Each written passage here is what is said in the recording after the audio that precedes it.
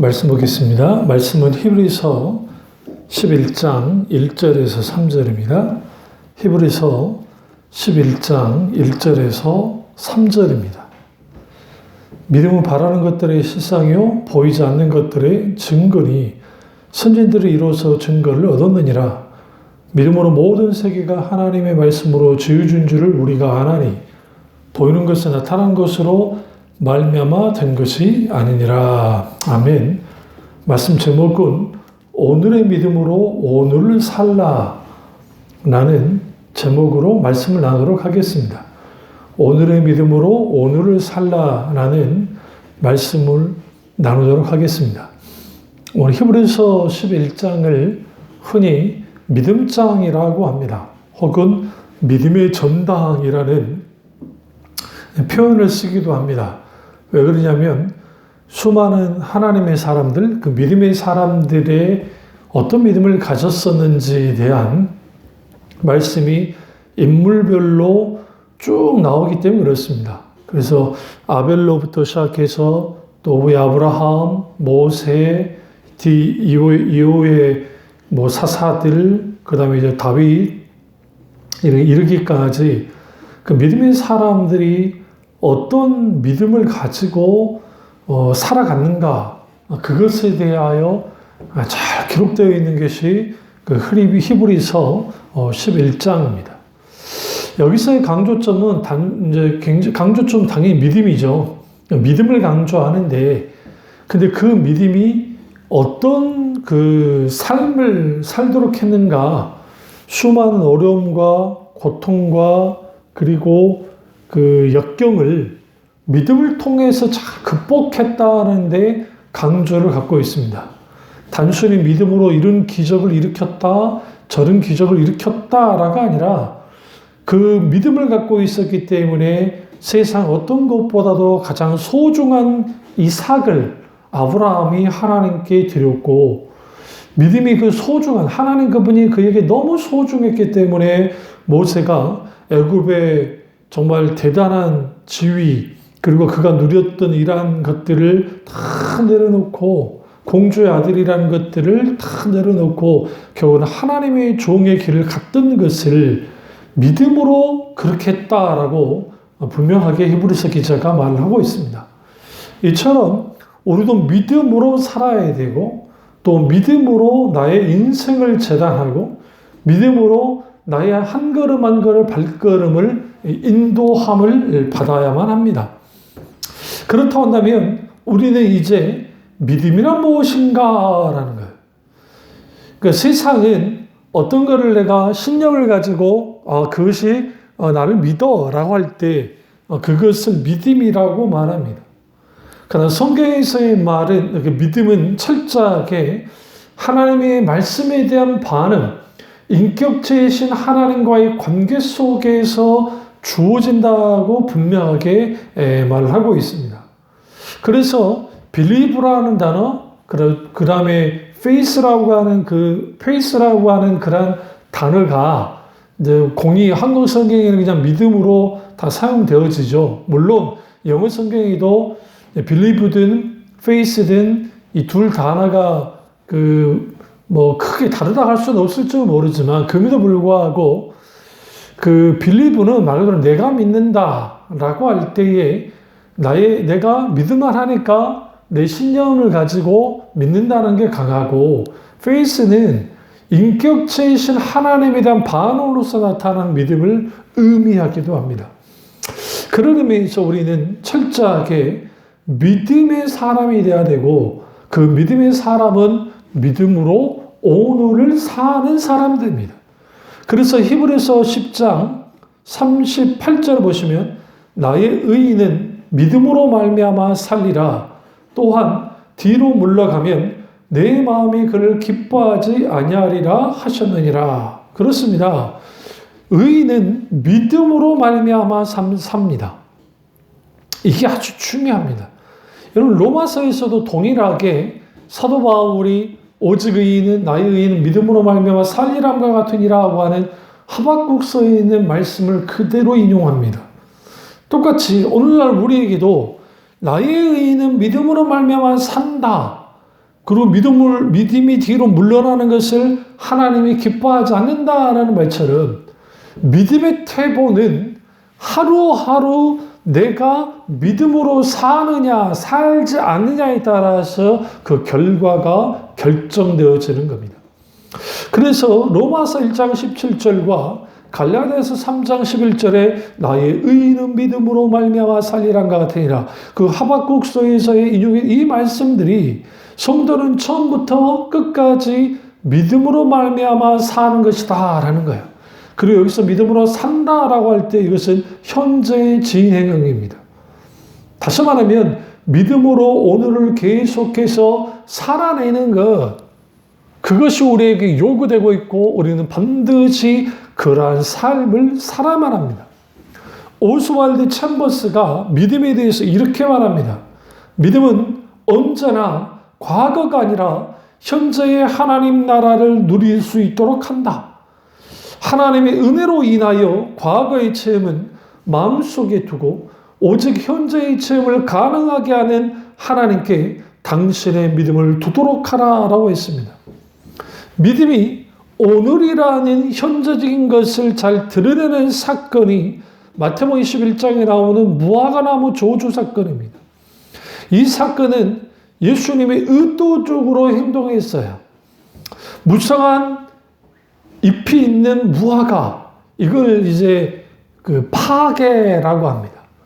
그러니까 이스라엘의 무화과는 총 5번의 열매를 맺게 되는데, 처음 열매를 맺을 때 그걸 파게라 하고, 그 다음에 이후에 그 이제 열매를 맺으면 이 단어가 있는데 제가 까먹었네요. 세자인데 어쨌든 그렇게 표현합니다. 그럼 왜 예수님께서 잎이 무성한 무화과를 저주하셨는가? 이것은 힌트가 성경에는 마태복음 21장에 아직 여름이 때가 되지 않았다. 그러니까 무화과 열매가 맺을 때가 되지 않았다라고 성경은 말을 하고 있습니다. 여기에서 우리는 무엇을 할 수 있냐면, 아직 때가 되지 않았는데 열매 없다고 왜 예수님이 조주하신 건가? 이게 좀 너무하신 거 아닌가라고 우리가 생각할 수 있습니다. 그러나 성경을 보시면 그 주님이 너무한 게 아니라, 무화과는 어떻게 이제 그 열매를 맺냐면, 먼저 열매를 맺고 그 다음에 잎사귀가 자라나는 겁니다. 그럼 여기서 무엇을 의미하느냐? 파게라고 하는 무화과 열매는 사실 상품 가치가 없어요. 그런데 그것을 따주지 않으면 무화과가 계속 열리지 못하게 하기 때문에 무화과 나무 주인들이 이제 파게라고 하는 무화과 열매가 맺었을 때에 주위에는 동네 사람들이든 아니면 나그네이든 어떤 사람들이든 그것을 따먹는 것을 문제 삼지 않았습니다. 왜 그러냐면 그는 그대로 놔둘 수 없어요. 사람을 이제 써서 사람을 고용해서 그 열매를 따내야 될 입장이기 때문에 서로 상부상조한다는 의미 속에서 이거 괜찮은 거였습니다. 그러니까 예수님의 제자들을 데리고 예루살렘으로 가시다가 무화과 나무를 저주하셨는데, 그때 그 열매를 따먹는 그 행위는 그 당시 문제될 게 하나도 없었습니다. 그럼 여기에서 예수님이 따먹으려는데 딱 보니까 뭐예요? 잎사귀만 무성하고 뭐가 있지 않더라? 파게라고 하는 그런 그 열매, 무화과 나무 열매가 없던 거예요. 이건 곧 무엇을 의미하냐면, 이 무화과 나무는 잎사귀만 무성하지 첫 열매라고 하는 무화과, 파게도 열지 못하는 무화과라고 한다면 이후에 열려지는 아주 달고도 또 정말 달콤하고도 배부르게 하는 그 무화과 열매를 맺는 것은 불가능하다는 겁니다. 아예 열매 맺지 못하는 무화과 나무였고, 예수님은 단순히 배가 고팠는데 따먹지 못해서 화가 나서 예수님이 무화과 나무를 저주하신 것이 아니라 오히려 두 가지 관점에서 경고한 겁니다. 이게 행동의 언어를 통해서. 그래서 곧 뭘 의미하냐면 이 무화과 나무처럼 열매 없이 잎사귀만 풍성한 종교 지도자들과 바리새인들과 율법사들과 서기관들을 향한 경고였습니다. 동시에 예수님을 따르는 무리들을 향한 경고이기도 합니다. 그러니까 이거는 곧 무엇을 의미하냐면 열매 맺지 못하는 나무는 저주받아 말라 비틀어진다라는 겁니다. 우리는 이런 예수님의 의도 속에서 이 놀라운 기적이 분명하게 나타난 거예요. 그래서 우리는 여기에서 분명히 볼 것은 뭐냐면 내가 믿음이 있다고 하지만 열매 없는 믿음의 사람들이 있다고 한다면 나는 진정으로 믿음의 사람이라 할 수 있는가? 그렇지 못하다는 거예요. 그러니까 믿음으로 오늘을 산다라는 것은 결국은 믿음으로 우리가 온전히 순종하고 그 순종하는 삶 속에서 우리의 삶에 믿음의 열매가 나타나야 된다라는 것을 분명하게 드러내고 있어요. 재미있는 것은 예수님께서 무화과 나무에 저주를 하셨고 뿌리부터 말라 버렸다라는 거예요. 뿌리가 뭘 합니까? 모든 영양분과 물을 빨아들이고 그리고 바람이 불거나 할 때에 쓰러지지 않도록 버텨주는 것, 생명의 원천이 되는 것이 뿌리입니다. 근데 그 뿌리가 말라 비틀어졌다라는 것, 그것은 이미 이제는 완전히 죽어버린 상태에 빠졌음을 의미합니다. 마찬가지로 오늘날 예수님의 이 기적, 무화과 나무를 말라 비틀어지게 했던 이 기적은 아주 예수님이 의도적으로 예언적이고 또 예표적이고 현재적인 심판 선언을 하고 계시는 것이고 그 앞에 섰던 예수님의 제자들은 이 기적을 통해서 막 놀라죠. 놀라는데 우리 한번 보세요. 마태복음 21장 가보시죠. 듣고만 있으시면 이게 무슨 말인지 잘 모르시니까 21장에서 이제 주님이 이 기적을 일으키죠. 그러니까 제자들이 어떻게 합니까? 20절에 이상히 여겼다라는 거예요.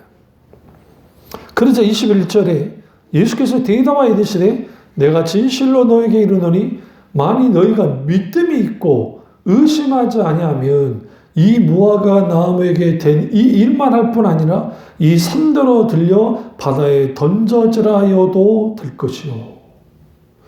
그러니까 여기서 만일 너희가 믿음이 있고 의심하지 아니하면 굉장히 중요해요. 우리는 하루하루 영적인 도전을 받습니다.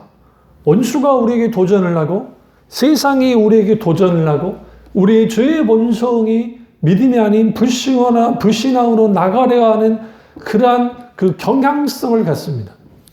그때마다 우리는 항상 의심을 떨쳐버리고 내려놓고 내 속에 겨자씨만한 믿음, 다시 말하면 생명 있는 그런 믿음을 갖고 있으면 이 산더러 들려 바다에 던져라 해도 될 것이라는 그 주님의 말씀이 놀랍게 역사가 나타나는 거예요. 그래서 마가복음 11장 같이 찾으세요. 마가복음 11장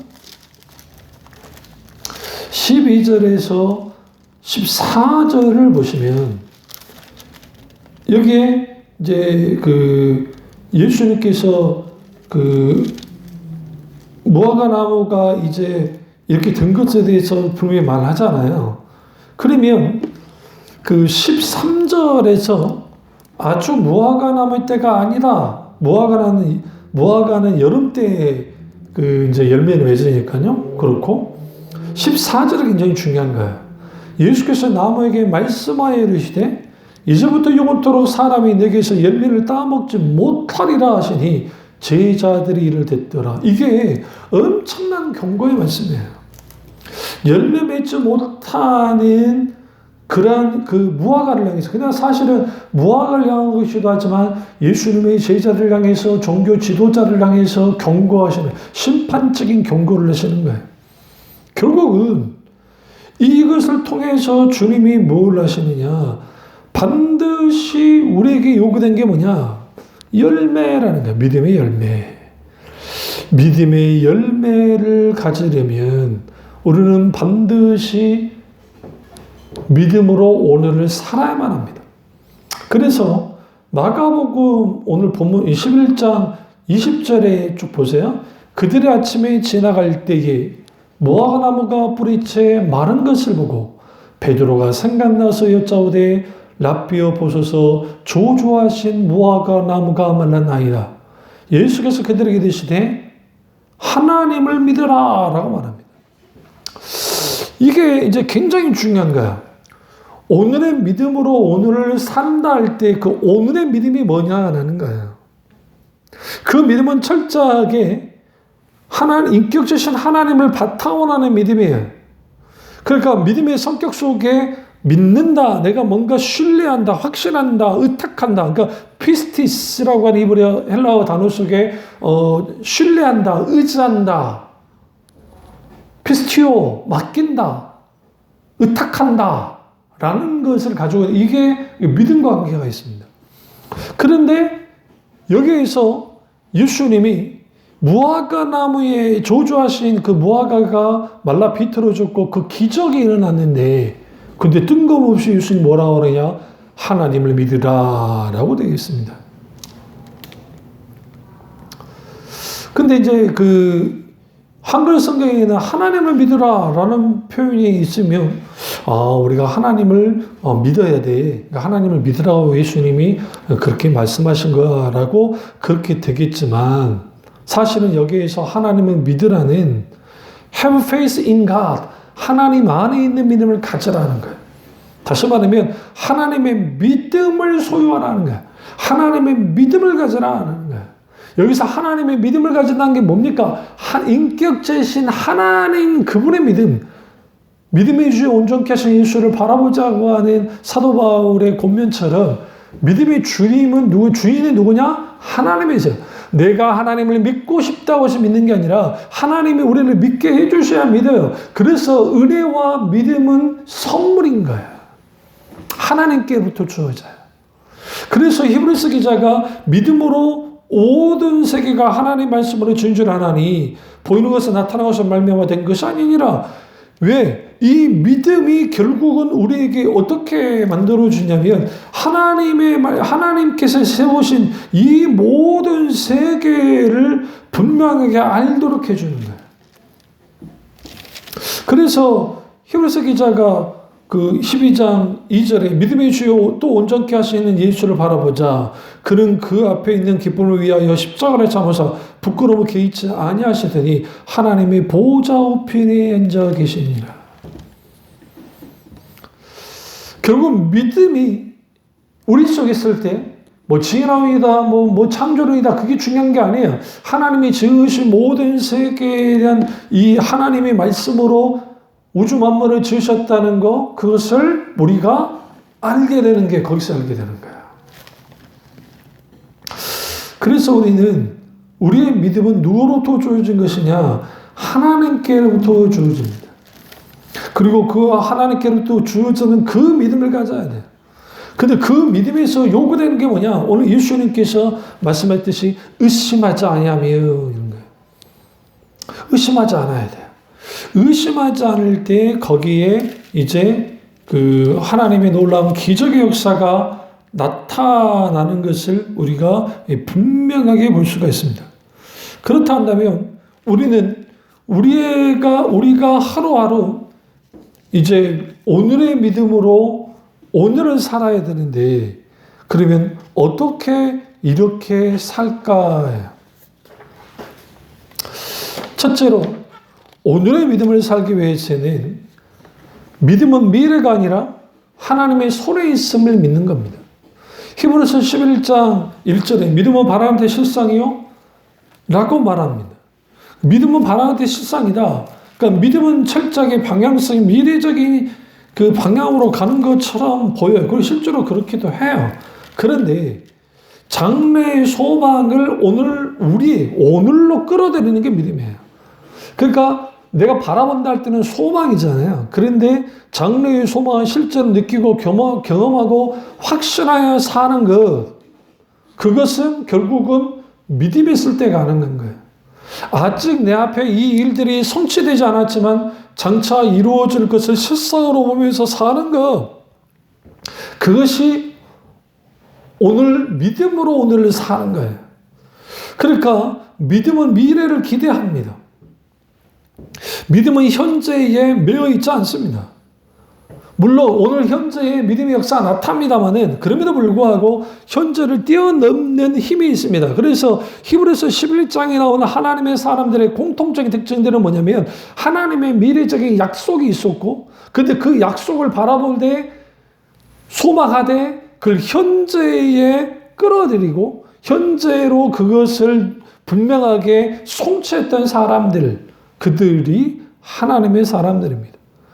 그래서 창세기 12장 이하를 보시면 하나님께서 아브라함을 부르시고 인도하는 장면이 나옵니다. 그 13장과 15장에 보시면 하나님께서 아브라함의 후손을 하늘의 별처럼 바다의 모래처럼 많게 하시겠다라고 합니다. 근데 창세기 15장 13절에 아브라함의 자손이 이방인의 객이 되어 400년 동안 고통을 당할 것까지도 주님이 말씀하세요.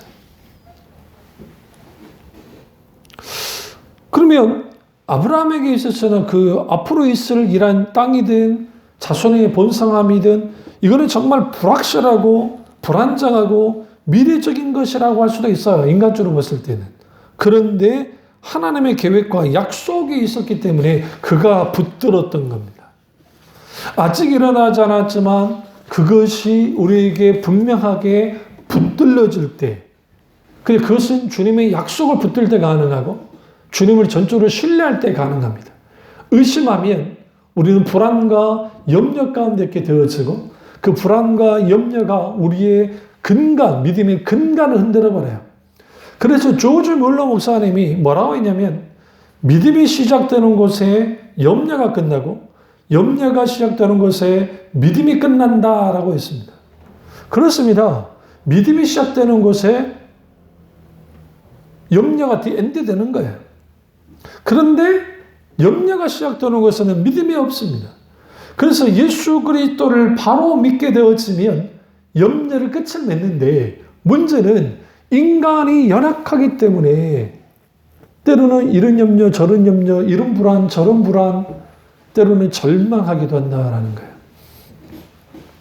그래서 우리는 반드시 알아야 할 게 뭐냐면 우리는 어떤 상황 속에서도 오늘 우리의 믿음이 주님 손에 붙들려야 되고 그리고 우리의 미래가 하나님 손에 있음을 알게 될 때 우리를 불안케 하는 수많은 요소들, 이 세상 어느 누구도 미래를 예측한다고 해서 그 예측대로 되는 경우는 별로 없습니다.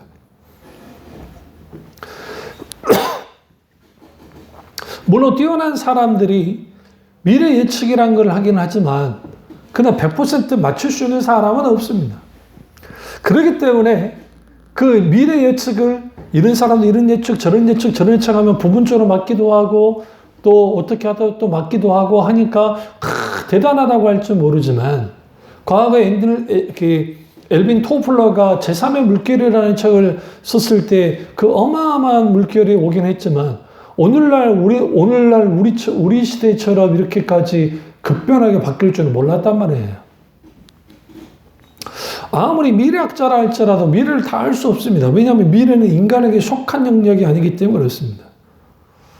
그런 의미에서 우리는 분명하게 나의 미래가 주님 손에 붙들려 있고 그렇다 한다면 우리는 믿음으로 살아가되 염려하거나 불안하거나 걱정하며 살 것이 아니라 하나님의 약속을 붙들고 살아갈 때 믿음으로 오늘을 살아갈 수가 있습니다. 두 번째는 믿음은 오늘의 삶에서 하나님 말씀에 순종하는 겁니다. 믿음은 온전히 현재 진행형입니다. 믿음은 현재 하나님을 믿는 겁니다. 지금 하나님을 믿어야 하나님께서 역사하십니다.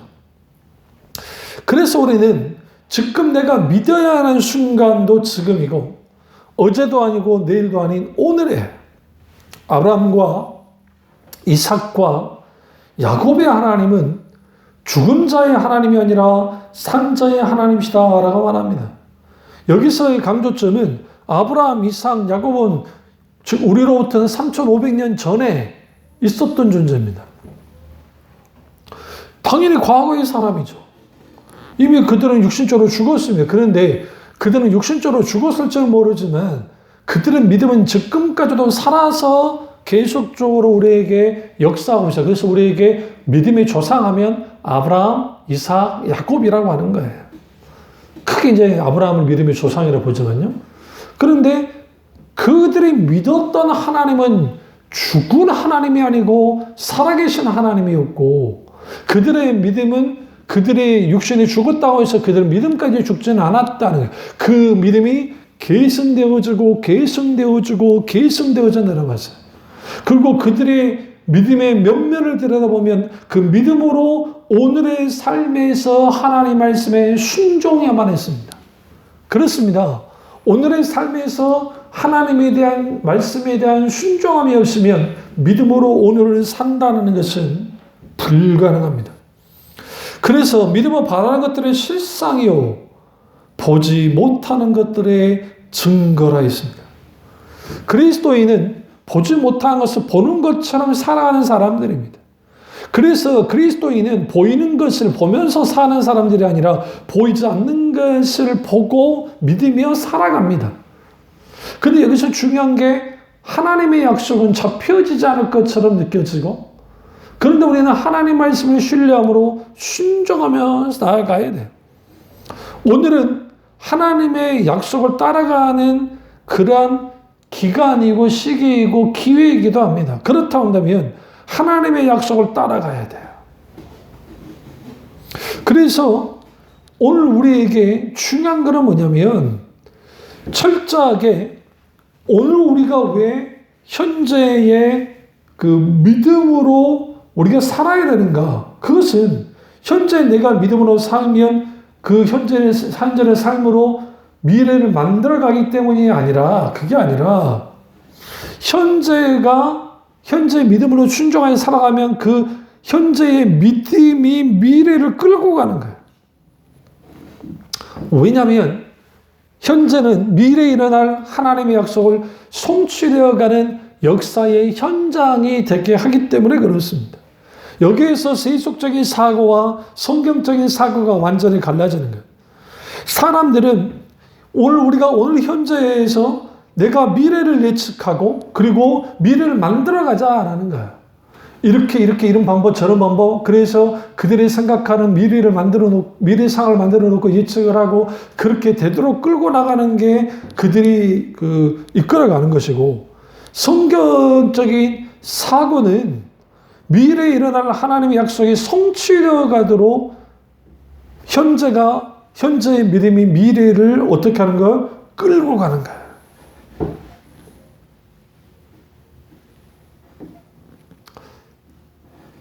그럼 현재가 어떻게 미래를 끌고 갈 수 있는가? 그것은 미래적인 약속을 지금 붙들기 때문에요. 그래서 이걸 조금 더, 이걸 한 발 더 나아가면, 그렇게 되어진 사람들은 약속된 미래, 그러니까 하나님의 약속된 미래의 약속이 현재를 끌고 나가기 시작하는 거예요. 그러니까 아브라함을 끌고 나갔다는 게 하나님이 약속이 끌고 나가고, 모세도 하나님이 약속이 끌고 나가고, 다윗도 하나님이 약속이 끌고 나가고, 하나님의 사람들은 하나님의 미래적인 약속이 누구를요? 그리스도인들을 끌고 나가는 거예요. 단순히 미래를 인간이 예측해서 이렇게 만들어 갈 수는 있으면, 그러나 그 모든 것들은 인간의 한계가 있어요. 근데 우리의 미래는 철저하게 우리가 믿음으로 순종해 나아가면 그 미래가 현재를 끌고 나가기 시작한다는 거예요. 근데 그 현재적인 믿음이 미래에 강한 그 동력으로서 영향을 끼치는, 그게 순종이에요. 그러니까 오늘의 순종으로 나아갈 때 그게 가능하다는 겁니다. 현재 어떻게 살아가냐에 따라서 미래의 운명이 갈라지는 것, 그것이 세속적인 사고라고 한다면, 성경적인 세계관은 하나님의 미래적인 약속, 하나님의 계획과 섭리, 그것을 우리가 붙들었을 때 현재의 삶에 강력하게 영향을 끼쳐요. 그래서 현재는 하나님의 손에 있는 미래에 의한 확실히 구속되어 있습니다. 좀 어려운 말인데 무슨 말이냐? 이미 하나님은 우리의 인생의 모든 과거, 현재, 미래에 대하여 주님은 개입하고 계시고, 그래서 하나님은 하나님의 계획을 보여주시고 우리는 하나님의 음성을 듣고 하나님의 의중과 뜻을 알아서 오늘날 우리 현재의 삶을 살아가는데, 그리고 그 약속을 가지고 살아가는 하나님의 자녀들은 세상 사람들이 추구하듯이 이 세상이 전부인 것처럼 이 세상의 쾌락과 즐거움만을 추구해 사는 것이 아니라 아버지의 나라가 이 땅에 임하는, 아버지의 뜻이 이 땅에 이루어지는 것들을 가지고 나아가는 거예요. 그 과정에서 우리의 계획들이 내려지는 거야. 나는 이런 계획, 저런 계획을 세워서 미래 이렇게 살 거야. 나쁘다는 게 아닙니다. 그건 지혜로운 것이죠. 그러나 인간이 아무리 계획을 세워도 그것을 이루신 분은 하나님이시고, 그리고 인간은 그 부분에 있어서 오류가 많기 때문에 그 일대로 이루어지는 경우는 거의 없어요. 그럼 중요한 건 뭐냐? 우리가 철저하게 아브라함이 그 약속을 믿고 그 살아갈 때에 실수를 많이 하잖아요. 종 엘리에셀을 상속자라 삼으려 하고, 그것도 또 얘기를 안 나니까 하갈을 통해서 이스마엘을 낳게 해서 또 상속자 삼으려 하는 그런 행동들. 결국은 이삭을 낳잖아요. 그러니까 그것은 하나님의 계획이었고 그 모든 계획 가운데 가야 되는데 인간인자라 그런 실수를 할 수가 있습니다. 그러나 중요한 것은 한결같은 하나님의 태도를 가지고 나오는 거예요. 그래서 때로는 하나님이 우리를 인도하실 때 현재라는 오늘의 삶을 흔들어 놓을 때가 있어요. 다시 말하면 우리의 안전지대가 없게 만들 때가 있단 말이에요. 우리는 늘 안전지대에 있기를 원하지만 주님은 하나님 외에 어떤 것도 안전지대가 아님을 분명하게 말씀하십니다. 그렇다고 두렵고 불안함으로 살아가기 위해서 주님이 그렇게 하시는 것이 아니라, 하나님은 이제는 하나님 그분의 그늘 아래 있을 때 그 하나님만이 나의 산선이시요 요새시요 피난처시요 방패가 되시고, 그런 하나님, 그 하나님 그분이 나의 모든 미래를 책임지고 계시다고 한다면 우리는 그분만을 믿고 그분만을 의지하고 그분과 함께 살아가야만 합니다. 그게 오늘의 믿음으로 오늘을 사는 겁니다. 오늘 이것을 명심하시고 정말 우리가 오늘의 믿음으로 오늘을 살아감을 통해서 하나님께서 우리에게 약속하신 일들을 이루시고, 무엇보다 우리에게 진정한 피난처이자 산성 되신 그 하나님의 보호 아래서 참된 평안을 누리며 살아가시기를 주님의 이름으로 축원합니다. 기도하겠습니다.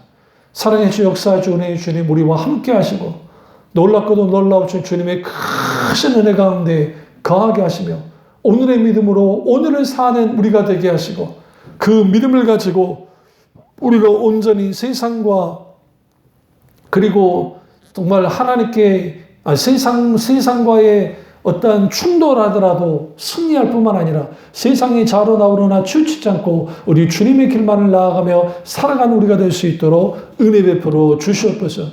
주님한테 홀론가 받기 원하고 예수님의 이름으로 기도드립니다. 아멘.